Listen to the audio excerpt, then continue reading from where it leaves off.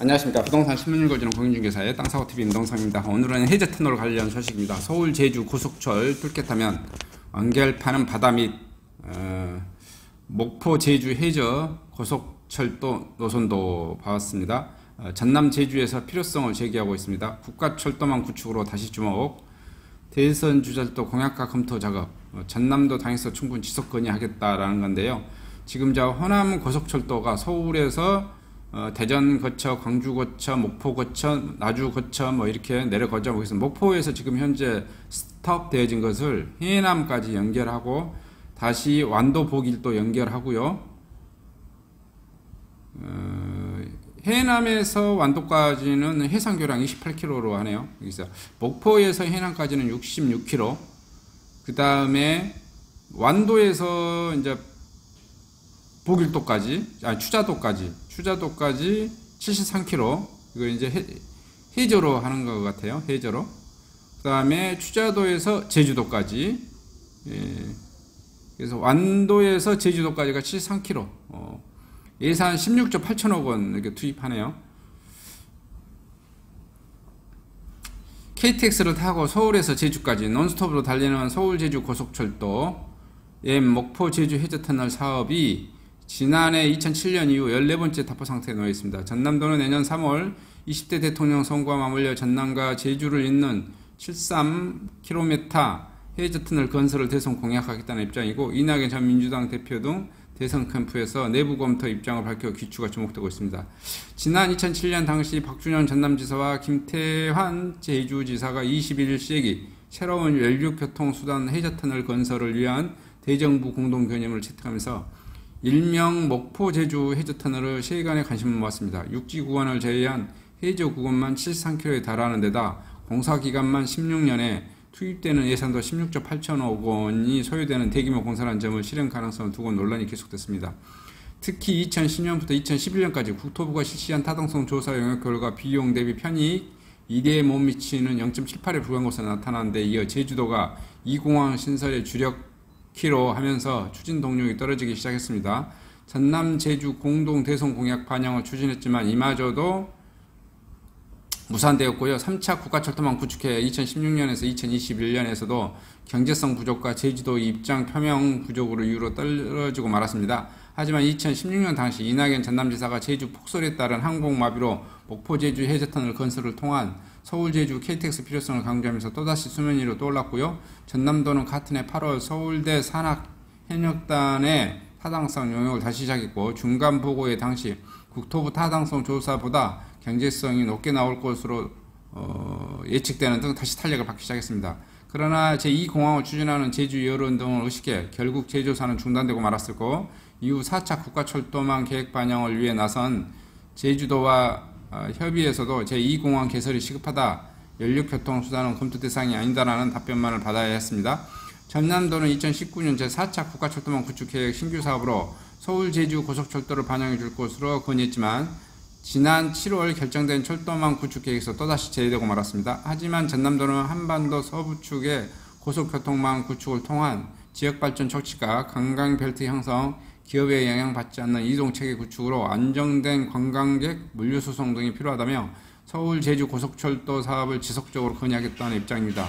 내년에 치러질 대선 공약에도 이를 반영키로 하는 등 국가계획에 반영될 수 있도록 제주도와 정부를 설득해 나갈 계획이고요. 정치권 일각에서는 이낙연 전 대표의 민주당 대선 캠프에서 해저터널 공약화를 위해 내부 검토 작업에 들어간 것으로 전해졌고요. 이낙연 캠프 선대위 부위원장인 이계호 의원은 민감한 사안이지만 제주도민들의 의견을 충분히 수렴한 뒤 검토하겠다는 입장을 밝혔고요. 다만 이재명 캠프 광주 선대본부장 이영석 의원은 당초 다양한 의견을 수렴해 보겠다고 처음 입장을 밝혔으나 다시 의견 없음으로 정정해달라고 주문했습니다. 허재철 전남도 철도팀장은 서울 제주 간 노선은 국가사업으로 하려고 해도 규모가 큰 대형사업으로 금방 과시화되기는 어려울 것으로 보인다며, 하지만 여러 관점에서 사업은 반드시 필요하다고 보고 있다. 전남도가 지속적으로 정부에 건의하는 것 역시 건설 당위성이 충분하다는 판단에서 말하고 있고요. 서울 제주 고속철도는 목포 해남 보길도 추자도 제주도를 연결하는 178km 구간으로 총 사업비는 16조 8천억 원 규모로 예측되고 있고요. 서울에서 제주까지 이동 시간은 2시간 26분이 소요될 것으로 전망됩니다. 요거 뭐 되면은 아무래도 이제 전남권은 좀 뭐 이렇게 발전이 되는 그런 양상으로 되어질 것 같아요. 근데 제주도 측에서는 이해관계가 많이 좀 있을 것 같아요. 왜냐하면은 요게 철도가 되면은 배편, 배사업, 여객사업, 요것도 좀 안 좋아지고요. 또 이게 항공산업도 좀 이렇게 타격을 받을 수도 있어요. 이게 지금도 이제 서울에서 비행기로 타는 게 1시간, 기차로는 뭐 2시간 이 정도 걸리는 거리니까 항공산업이 완전히 뭐 죽지는 않을 것 같고요. 그렇긴 한데 어쨌든 이제 전남 입장에서는 광주 전남 입장에서는 이것을 지도까지 고속철 연결시키는 것을 완전히 강력하게 희망을 할 것 같고, 제주도는 막 쉽게 말해서 고민할 것 같다는 그런 느낌입니다. 그냥 항공산업과 선박사업으로 이렇게 하는 게 더 낫지 않나, 뭐, 이렇게 생각도 하지 않을까, 뭐, 이렇게 생각을 합니다. 어쨌든, 제주도 측에서 적극적으로 좀 해줘야, 제주 지자체에서 이게 틀면 되지 않는 문제도 또 있고, 뭐, 그러니, 하여튼 대선 관련 사업으로 이렇게 또 제주 고속철 뚫겠다는 소식이 뭐 들려오고 있네요. 이상, 제주 고속철, 서울 제주 고속철 정보 소식을 마치도록 하겠습니다. 감사합니다.